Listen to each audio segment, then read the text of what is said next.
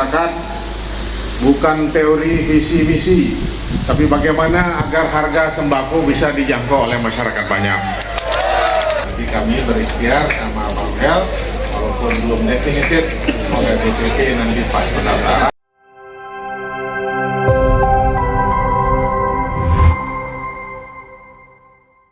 Sebelum lanjut nonton video ini, jangan lupa tekan tombol subscribe, nyalakan loncengnya, like, and share ke teman-teman kalian. Selamat menonton. Bang Hel. Jadi saya sama Bang Hel kemudian diminta berkomunikasi dan bertemu dengan DPP Golkar. Nah waktu itu mereka mengatakan kalau Pak Dr. Zul mau mengambil Abang Hel jadi wakil, karena waktu itu kita belum tahu Abang Hel mau jadi wakil atau tidak. Karena memang di mana-mana Bang Hel ini percaya diri betul. Jangankan Dr. Zul, Jokowi pun saya lawan.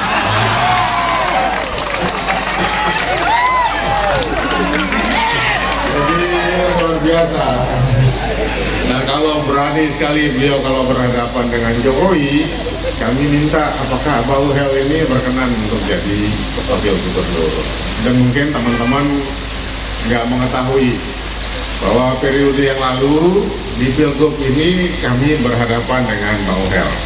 Cuman karena kalah kenceng doanya, saya sama Bu Rohmi yang menang, Bang Hel ini runner up. Tapi dalam berbagai acara, kami nomor 3, Bang Hel nomor urut 1. Saya kalau ada acara yang saya angkat tangan nomor 1. Bang Hel sebagai politisi yang sangat matang tidak mau angkat nomor 1 tapi angkat nomor 3. Karena saya sama Bang Hel ini sudah kenal lama. Saya di DPR RI, Bang Hel ini ketua DPRD Provinsi Nusa Tenggara Barat. Jadi komunikasi kami sudah lama. Jadi walaupun kami ikut kontestasi pemilihan gubernur 2018, tapi persahabatan, persaudaraan tidak boleh dipisahkan hanya karena sebuah kompetisi saja. Nah yang kedua yang ingin kami sampaikan, bahwa kita harus tetap menjaga kondusivitas daerah kita. Jangan karena alasan pilkada, jangan karena alasan pemilu kita kehilangan kejernihan dan akal sehat. Jangan sampai karena nafsu ingin berkuasa kita kehilangan kejernihan. Sekarang yang dibutuhkan oleh masyarakat bukan teori visi misi, tapi bagaimana agar harga sembako bisa dijangkau oleh masyarakat banyak. Belum setahun kami lengser dari kepemimpinan di Nusa Tenggara Barat di semua pojok dusun dan desa. Keluhannya sama, Pak Zul, Pak Gubernur, mereka masih sering menyebut saya Pak Gubernur, tolong satu saat diperhatikan karena harga bahan pokok kami makin lama makin mahal, hidup makin lama makin sulit. Mudah-mudahan kalau Allah menghendaki kami menjadi pemimpin dengan Bang Hel di Nusa Tenggara Barat satu saat nanti, persoalan pokok ini mampu kita atasi bersama. Nah yang ketiga, yang terakhir yang ingin kami sampaikan, ini Nusa Tenggara Barat, ini bukan Amerika. Demokrasi boleh hadir, tapi kita tidak lantas punya hak untuk mengeluti siapa saja dengan cara kita sendiri. Saya pernah dipanggil Pak Jokowi waktu jadi gubernur, Pak Presiden menanyakan kenapa media sosial di NTB itu galak-galak. Kenapa media sosial di NTB itu kalau mencaci maki hampir semua kebun binatang itu terungkap. Ada apa? Ini bukan Amerika. Tidak karena alasan kontestasi kita seenak kita menguliti semua pemimpin-pemimpin kita. Semua kesalahannya dicari, semua kelemahannya diumbar ke publik, sehingga ketika dia jadi, dia menjadi sosok yang sudah berlumuran dengan babak belur, benjol kiri kanan karena ulah masyarakat kesedihan. Oleh karena itu pada tim kami, pada relawan kami, boleh kita ingin menang, tapi menanglah dengan cara yang baik dan bermartabat. Jangan karena ingin gagah-gagahan kita mencaci saudara kita yang lain yang ikut berkontestasi. Tidak beriman seseorang sampai dia mencintai saudaranya seperti dia mencintai dirinya sendiri. La yu'minu ahadukum hatta yuhibba li akhihi ma yuhibbu li nafsihi. Luar biasa sebenarnya agama kita ini. Nah, oleh karena itu menurut saya, ada yang ingin maju kita hargai, ada yang ingin maju kita uji gagasannya, kita sambut dengan penuh cinta dan kasih, dan segenap kata yang bisa diwakili oleh makna kata cinta dan kasih itu sendiri. Oleh karena itu, ini yang bisa kami sampaikan. Mudah-mudahan dengan hadirnya Bang Uhel menjadi pemimpin di Nusa Tenggara Barat ini, ketika saya pertama kali datang ke Lombok Tengah, melihat beliau menjadi bupati yang paling mengesankan. Pak Suhail ini, Bang Uhel ini, dia tidak memaknai dirinya sebagai penguasa. Bang Uhel tidak memaknai dirinya seperti raja. Tapi di mana-mana setiap acara yang saya hadiri, beliau mengatakan, saya ini pelayan khadam masyarakat Lombok. Pemimpin NTB ke depan, pemimpin Indonesia ke depan. Tuan Guru sila, adalah pemimpin yang tidak memaknai kekuasaan itu berlebihan. Pemimpin NTB ke depan adalah pemimpin yang betul-betul mau melayani masyarakatnya. Oleh karena itu, Bang Uhel kami pilih sebagai pendamping kami, bukan atasan bawahan, tapi sahabat yang menyatu nanti. Makanya beliau mengatakan bersatu untuk mewujudkan NTB gemilang. Saya kira ini yang bisa kami sampaikan. Selanjutnya, saya juga sudah lama tidak mendengar beliau.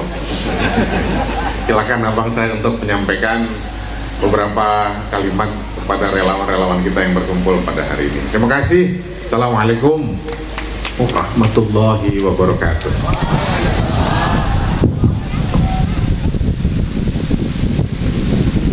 Bismillahirrahmanirrahim. Assalamualaikum warahmatullahi wabarakatuh.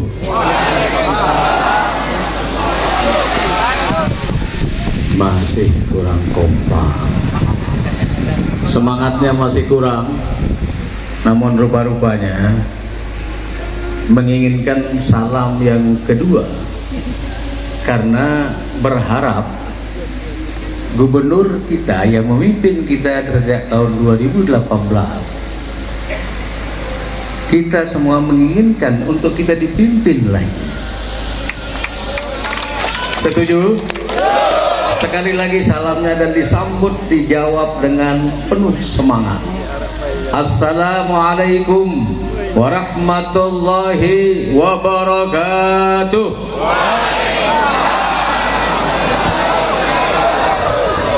Baru luar biasa.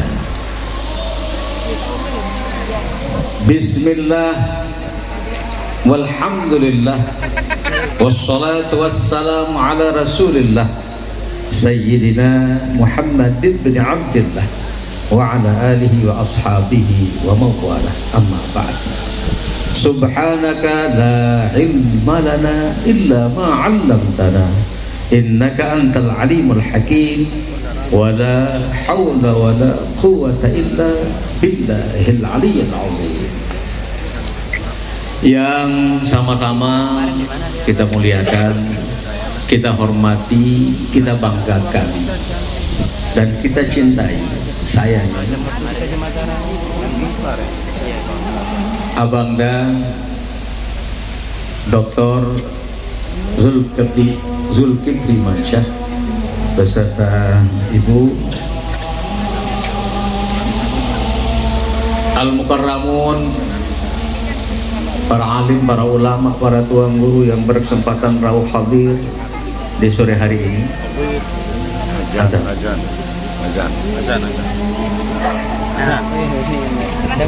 Partai yang berkesempatan hadir juga. Singkatnya, nini mami, bapak-bapak, ina ama, tua sai, sanak bije, ari kakak, keluarga besar Bang Zul dan Uhel yang berkesempatan hadir pada kesempatan hari ini. Hadirin yang kami muliakan, tidak akan berpanjang kalam pada kesempatan ini. Tadi walaupun singkat tapi memiliki makna yang sangat padat dan luar biasa apa yang disampaikan oleh calon gubernur kita, pemimpin kita ke depan, Bapak Dr. Zulkifli Mansyah. Saya dalam kesempatan ini hanya ingin menyampaikan pertama, kehadiran kita di tempat ini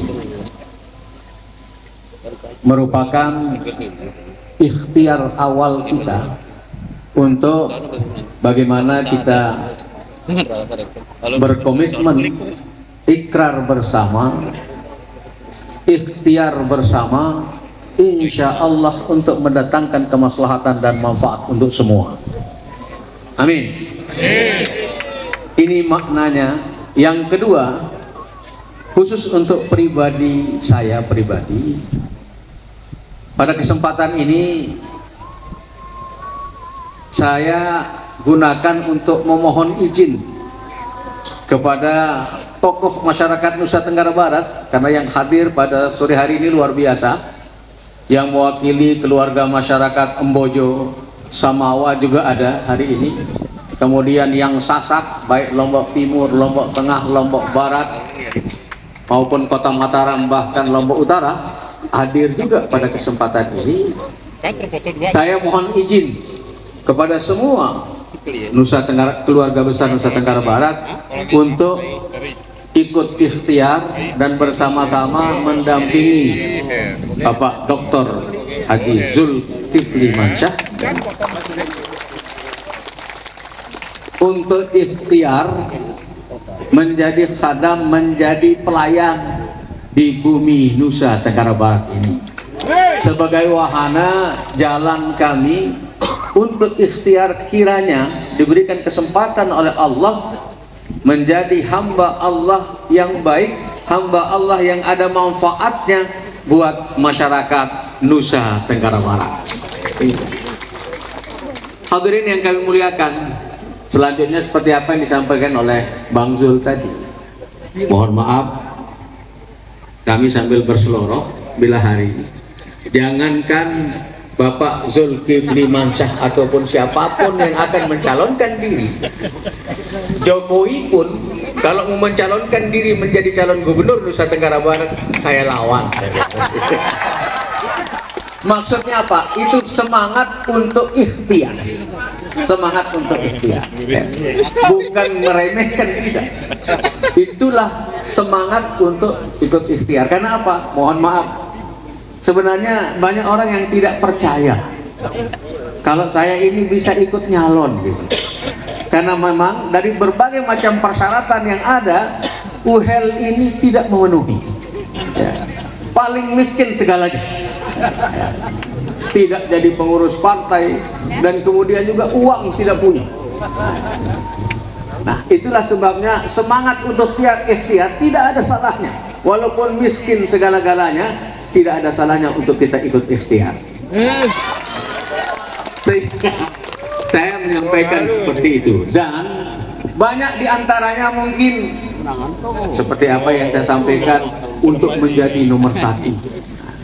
Tetapi saya berpikir yang penting adalah diberikan kesempatan untuk ikut ikhtiar mendatangkan kemaslahatan untuk masyarakat Nusa Tenggara Barat. Egonya Suhaili harus dihilangkan. Ini yang penting. Makanya begitu saya dihubungi oleh beliau, saya sampaikan kepada beliau. Dan setelah saya dipanggil oleh Partai Golkar juga, ya, di DPP, saya sampaikan mungkin ini skenario Allah.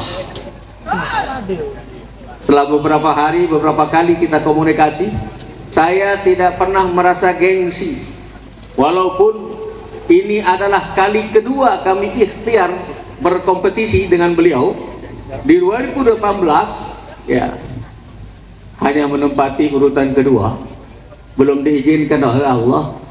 Nah, mungkin ini skenario Allah untuk yang kedua kali ikhtiar ini menjadi nomor 2, dan mudah-mudahan Allah akan memberikan kesempatan untuk kami bisa berkhidmat di Nusa Tenggara Barat. Terkait dengan itu mohon izin dan mohon maaf Dan hari ini adalah kesempatan untuk menjawab keraguan, kebimbangan selama ini. Masih banyak keluarga kami yang mungkin masih ngedumel ataupun masih kurang puas. Inilah jawabannya hari ini, bahwa UHEL akan iring beliau untuk ikhtiar mengabdi di Nusa Tenggara Barat ini. Jelas, pedas, kanggo om tak ada, kanggo om tak ada. Alhamdulillah. Luar biasa. Terakhir, mohon doa, mohon doa. Doakan mudah-mudahan apa yang menjadi hajat kita bersama ini, dan untuk mendatangkan kemaslahatan untuk semua tanpa pilih kasih, untuk mendapatkan pemimpin yang amanah, yang bisa bermanfaat untuk masyarakat dan daerah kita ini. Kita harus bersatu.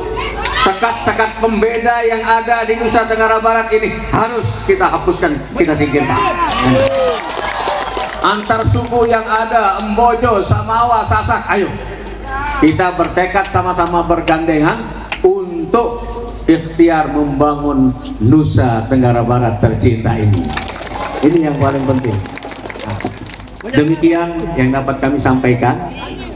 Tolong sepulang dari tempat ini, sampaikan kepada keluarga kita masing-masing bahwa Zul Uher telah bersepakat untuk bersama-sama ikhtiar, ya, dan memohon ridha Allah untuk bisa menjadi pelayan ataupun menjadi pesuruh abdi masyarakat Nusa Tenggara Barat. Tolong sampaikan, dan bahu-membahu kita berjuang bersama. Tidak mesti harus menjadi panitia, menjadi tim dan sebagainya. Buat tim masing-masing. Sampaikan secara berantai, semampu kita dan sampai sejauh mana jangkauan kita. Terima kasih. Wassalamualaikum warahmatullahi wabarakatuh. Waalaikumsalam warahmatullahi wabarakatuh. Mungkin ada yang moderatornya. Purna moderator. Iya sekali. Cici. Assalamualaikum warahmatullahi wabarakatuh. Selamat sore teman-teman media semuanya.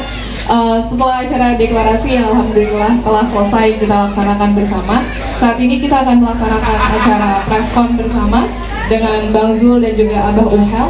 Mungkin kita satu persatu pertanyaan dari teman-teman media. Aku boleh minta tolong Iwok boleh mic buat teman-teman media. 3 pertanyaan pertama ya. Boleh dari Mbak yang sebelah sini. Assalamualaikum warahmatullahi wabarakatuh. Saya Bayana Rosita dari media lintasmandalika.com. Ini niat banget ya, sebenarnya saya cuti cuman karena demi Bang Abah. Ini memang gebrak sekali nih CNTB. Jadi saya hadir pada hari ini untuk bertanya pertama untuk Bang Zul, setelah sebelumnya gagal dengan pasangan sebelumnya, kenapa sampai akhirnya memilih Abah untuk berpasangan di pilkada kali ini? Dan kedua untuk Abah, setelah ribut poros tengah, beberapa kandidat yang katanya semuanya potensial di Lombok Tengah, dan Abah sendiri punya integritas yang tinggi tentunya di Lombok Tengah setelah menjadi bupati dalam 2 periode lalu, kenapa sampai akhirnya Abah mau tapi sebagai wakil gubernur? Sekian pertanyaan saya, terima kasih. Baik, terima kasih. Om Awis, pertanyaan dulu. Jawab 3? aja. Oh, langsung jawab. Boleh, silakan. Supaya nggak ngantuk. Boleh. Jadi begini, sekarang banyak kewenangan untuk merekomendasikan dan memutuskan siapa-siapa yang akan diusulkan oleh partai politik itu untuk menjadi gubernur. Itu keputusannya di DPP. Jadi memang tidak semuanya bisa diputuskan dengan mudah, karena pengalaman kami di DPR, jadi pimpinan partai, pimpinan fraksi di pusat, yang dipikirkan bukan hanya Nusa Tenggara Barat, tapi juga konfigurasi di daerah-daerah lain, termasuk misalnya mitra koalisinya seperti apa.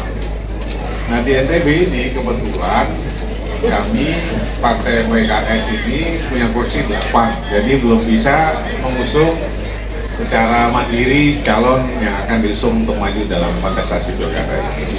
Jadi butuh mitra koalisi partai yang lain. Nah, kebetulan komunikasi yang lebih hangat, lebih intensif itu dengan partai-partai lain sudah terjalin, tapi pada Golkar karena sudah ada surveinya. Nah, survei Golkar itu dilihat di antara 4 orang yang dilakukan surveinya itu Bang Uhel itu paling tinggi. Oleh karena itu mereka objektif, rasional.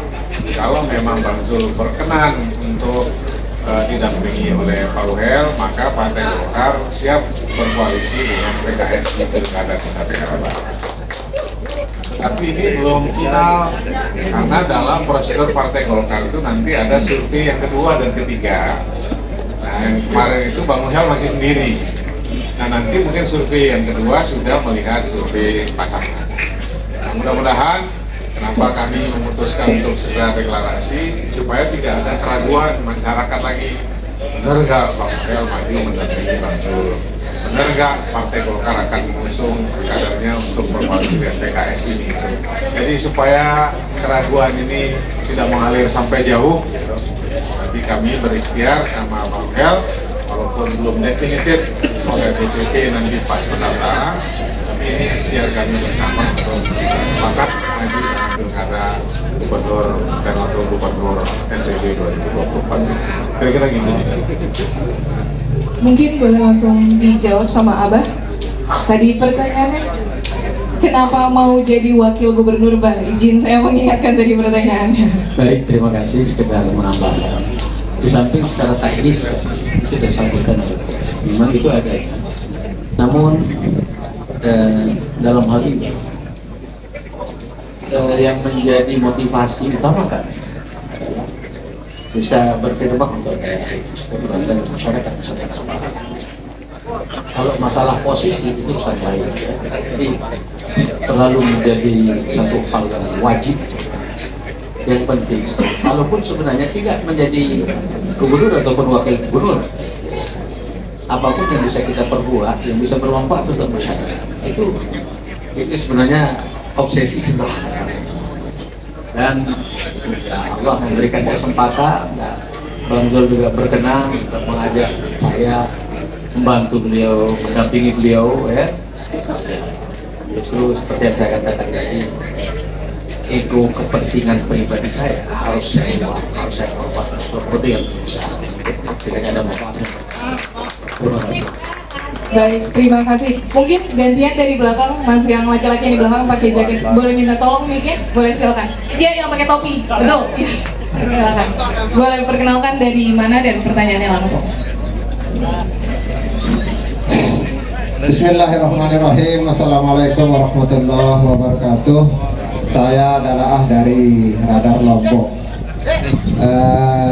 Sebenarnya saya terkejut Bang Zul sama Bang Uhel, kenapa pasangan Bang Zul sama Bang Uhel kemudian bisa, kalau bahasa Sasak itu cakep, artinya cakep itu burung dara yang satu kelompok dengan kelompok yang lain kemudian bersatu. Nah itu cakep.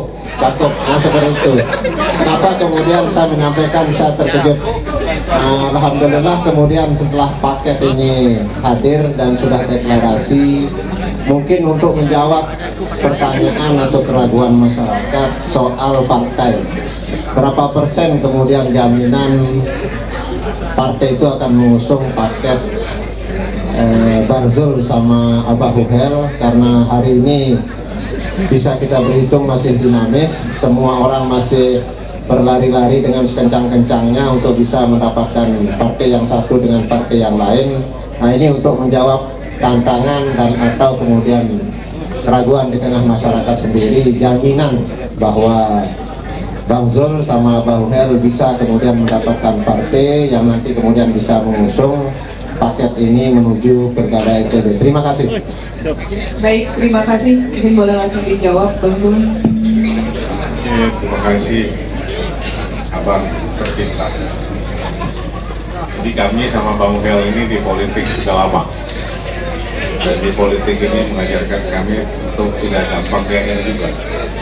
Jangan karena ada perwakilan partai, ada kemudian eksplisit misalnya secara verbal kita didukung, itu jadi kepastian.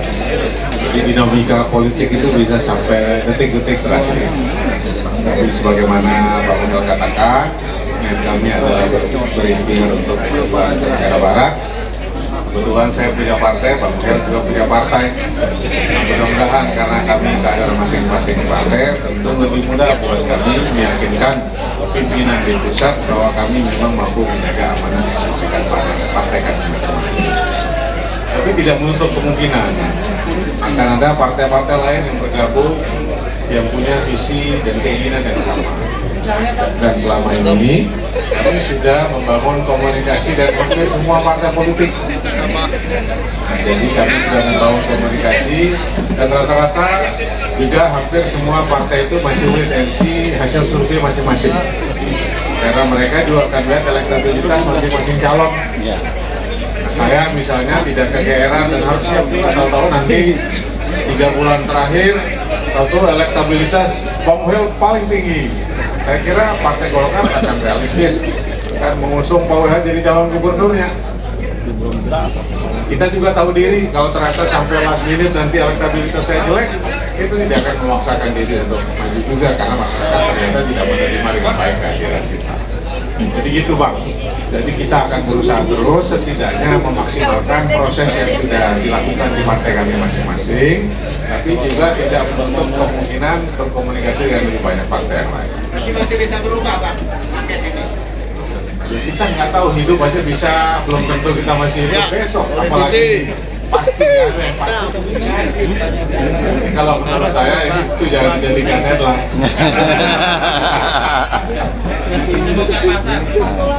Silakan. Baik, izin satu pertanyaan terakhir. Ya, boleh. Dari belakang mungkin. Depan aja Pak. Boleh. Si ibu ini dari tadi sudah kata dulu. Baik, terima kasih. Assalamualaikum warahmatullahi wabarakatuh. Saya Sri dari TVRI. Secara umum saja, ini tadi sudah sempat diungkap bahwa survei sudah dilakukan. Tapi kami ingin tahu survei itu kapan dilakukan dan sampai kapan sehingga Bang Zul berani untuk mendeklarasikan diri bersama Abang Mungil. Sementara kami punya pikiran di benak ini, apakah survei itu baru 2 minggu, baru 3 minggu, tiba-tiba kok mencuat bahwa Bang Zul sama Bang Mungil akan deklarasi. Yang kedua, kan waktu kapan ini Golkar ini akan menyatakan diri bahwa oke, saya merestui untuk mengusung Abang Mungil menjadi wakil Bang Zul sendiri. Apakah ada waktu dari sekarang hingga mungkin sebulan ke depan atau paling cepat berapa lama? Itu perlu juga kami untuk narasi-narasi kami diberitakan supaya tidak gamblang bahwa kami hanya menyebutkan bahwa waktunya sekian, tapi ternyata tidak ada jawaban yang pasti dari partai itu sendiri. Yang ketiga, tadi sudah diungkap sama teman saya di belakang bahwa apakah ini hanya untuk mengobati rasa masyarakat untuk ingin Bang Zul dan Abang Mungil maju, atau sekedarnya saja bahwa ini loh kami, ini loh keadaan kami saat ini. Nah, tapi ternyata seminggu kemudian atau sebulan kemudian malah pisah. Nah, apa trik-trik yang akan dilakukan supaya semua dari ujung sampai ujung ampenan itu untuk tetap bersatu mengikat diri pada pasangan ini? Terima kasih. Assalamualaikum warahmatullahi wabarakatuh. Spesifik aja. Ya. Poin aja poin. Baik, kata Sigit, Bang Zul, kami coba menyampaikan. Pertama saya sebelum menjawab apa yang dipertanyakan oleh tadi, pertama begini, kami juga berdua tidak GR-GR amat lah. Tidak dirasa yang tanpa perhitungan. Ini prosesnya juga untuk menuju hari ini itu cukup lama. Iya. Cukup lama. Dan kalau kiranya partai ini tidak ada sinyal yang positif dan memberi gambaran prosentasenya cukup tinggi untuk bisa terwujud seperti apa yang kita harapkan, ya tidak tidak gerbak juga kita mau ngomongkan seperti ini ya. Itu dulu. Siap. Agak tanya dengan apa yang dipertanyakan oleh Ibu Sri tadi. Jadi kalau apa namanya survei yang dilakukan ya dalam waktu dekat ini, masa 2 tahun yang lalu kita mau ya kan? Nah seperti apa yang disampaikan oleh Bang Zul tadi, ya tidak ada yang semua harus pasti gitu ya. Memang ada proses. Tetapi kami pun tidak akan berani menyatakan bersama dengan beliau tanpa ada gambaran restu ya dan persetujuan. Nah, namun untuk menuju persetujuan yang baru itu ya, yang definitif itu ada mekanisme, ada proses. Tetapi kepada kami berdua, lebih kepada beliau di PKS dan di Golkar juga ada mekanisme nasional dulu ya. Dan kami seperti yang kami sampaikan tadi bahwa kami di KS berarti dipanggil oleh DPP ya. Bahkan dari perwakilan DPP ada Bismillah, lakukan apa yang masih harus dilakukan, persiapan itu dulu ya. Oke. Namun untuk bisa definitif ini ada proses dan insya Allah ya kami tidak akan berani melakukan kegiatan hari ini ya. Dan juga masa kami akan membuat lubang untuk malu berdua kami ini ya. Hanya sekadar ucuk-ucuk gitu ya, ucuk-ucuk ya, bohong-bohongi masyarakat, merusak diri kami berdua ya. Nah itu jamak-jamak jawabannya Iya. Tunggu aja. Kalau mengenai tadi gambarannya secara umum ya ini yang kondisi hasil survei tentu pada kesempatan terakhir ya, dan surveyor atau lembaga survei yang melakukan itu tidak abal-abal juga ya. Tidak main-main ya. Mungkin itu Siap, oke. Sabar aja dulu. Terima kasih. Pertanyaan terakhir atau sudah terakhir, Bang Zul, Abah? Oh boleh, satu pertanyaan terakhir mungkin teman-teman boleh mic dibantu. Satu pertanyaan terakhir ya, yuk. Bismillahirrahmanirrahim. Assalamualaikum warahmatullahi wabarakatuh. Nama saya Didi Supriyadi dari NTP Expos. Saya wartawan yang ngepost di Lomboknya di pra ini. Saya ada 2 pertanyaan singkat saja. Saya yakin pasangan Bang Zul dan Abu Hel full confident. Percaya dirinya mungkin 100%. Mungkin alasan percaya dirinya sekarang disebutkan. Yang kedua, kapasitasnya sebagai warga Lomboknya. Saya ini seorang petani keren. Petani yang menanam kelengkeng dan durian, makanya sikap petani keren. Karena di sana di desa saya, di desa wisata Benjeruk, saya berkebun, Pak. Kapasitasnya sebagai warga Lomboknya, saya ingin ada pantun buat Bang Zul dan Abu Hel. Hari Sabtu pasaran peraya. Iya. Beli sapi untuk membajak. Cakep. Hanya satu pilihan saya. Cakep. Zul Uhel itu saja. Assalamualaikum warahmatullahi wabarakatuh. Salam. Saya sudah senang-senang kirain benar ada kelengkeng sama durian. Oke. Itu bukan pertanyaan, itu pernyataan itu. Itu bukan pertanyaan dari wartawan itu. Tadi itu pernyataan.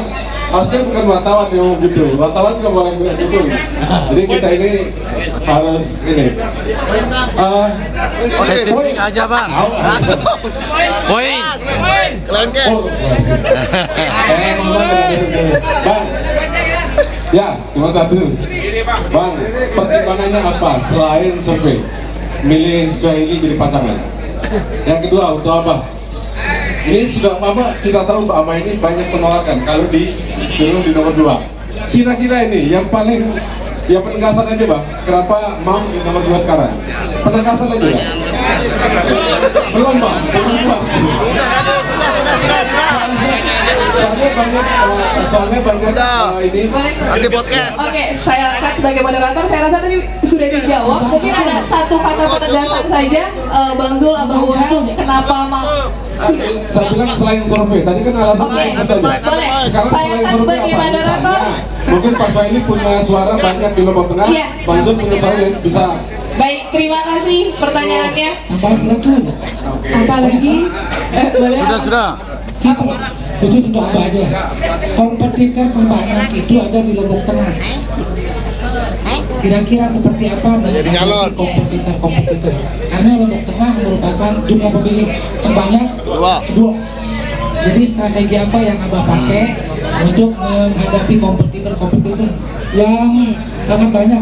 berlebih tengah. Terima kasih. Baik, terima kasih. Pertanyaan terakhir boleh langsung dijawab, Bang Zul. Oke, kalau ditanya selain masalah survei, apa saja yang membuat akhirnya pilihan jatuh pada Bang Noel? Di samping sudah kenal lama juga, yang ternyata kan ada yang objektif, rasional, ada juga yang nggak rasional.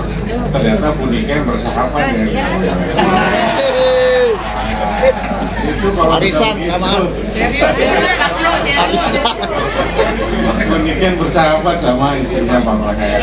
Nah kalau sudah begitu jawabannya agak repot kita. Silakan Bang jawab kompetitor nomor 3. Izin Bang Zul, jadi pertama di samping survei ada beberapa pertimbangan juga yang ideal seperti tadi. Dan lamun cari bahasa perayan sebenarnya orang juga singkat jangan meleh.